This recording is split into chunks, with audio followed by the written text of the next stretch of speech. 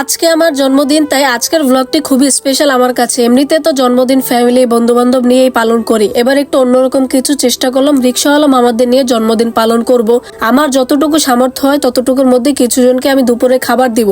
যেই বলা সেই কাজ। প্রথমে চেয়েছিলাম বাসায় বসেই রান্না করব, পরে ভাবলাম অনেক বেশি হ্যাসেল হয়ে যায়, তাই হোমমেড খাবার অপশন বেছে নিলাম। মুনিয়াস কিচেন থেকে খাবারটা নেই, কারণ এর আগে ওদের খাবার ট্রাই করেছি, এত মজা এবং বাসায় বানানো হয়, যেহেতু শরীরে অসুবিধা হবে না কোনো। সব মিলিয়ে ভেবে আমি আপুকে একটা প্যাকেজ বলে দেই। মুনিয়া আপু খুব সুন্দর করে আমাকে গুছিয়ে দিয়ে যায়। এখন মেইন কাজ শুরু করা যাক। আমি জানি না কেন জানি অনেক বেশি বৃষ্টি হচ্ছিল। প্রথমে চৌমাথা দেই, কিন্তু সেখানে অতিরিক্ত ভিড় হতে যেটা দেখাতে পারিনি আপনাদের, এবং আমার কাছে খাবার লিমিটেড, কারণ আমি আমার সামর্থ্য অনুযায়ী দিচ্ছি। এরপর একটু দূরে চলে আসি, তার মধ্যে বৃষ্টিও আরো বাড়তে শুরু করে। ভিজে দেওয়া ছাড়া উপায় ছিল না, কারণ অনেকটা টাইম হয়ে গিয়েছিল। বৃষ্টিটা হয়তো আল্লাহর রহমত হিসেবে ছিল আমার উপর। এরপরেই পরপর কয়েকজন রিক্সাওয়ালা মামাকে দেই। এখানে অনেকক্ষণ দাঁড়াই থেকে থেকে দেওয়া লাগছে, কারণ বৃষ্টিতে তেমন আসছিল না, আমরাও যেতে পারছিলাম না। কিন্তু যাদেরকে পেয়েছি আমি দিয়েছি, এবং তারা আমাকে দোয়াও করে দেয়। আপনারাও আমার জন্য দোয়া করবেন, যেন আজকে আমি দুজনকে দিলে পরের বার যেন 200 জনকে দিতে পারি। এরপর আমি বাসায় চলে আসি, এসে কেক কাটি। কেকটাও এত মজার ছিল, এটাও আমি মুনিয়াস কিচেন থেকে নেই। আমার আম্মু কেক পছন্দ করে না সব জায়গার, বাট এটা অনেক পছন্দ করেছিল।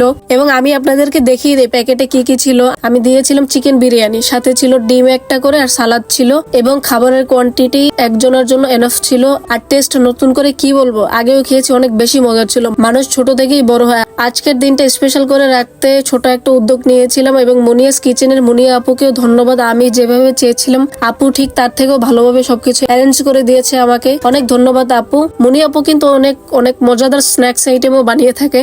তো সবাই আমার জন্য আজকে বেশি বেশি করে একটু দোয়া করবেন, যেন ভালো কাজের সাথে থাকতে পারি। আল্লাহ হাফেজ।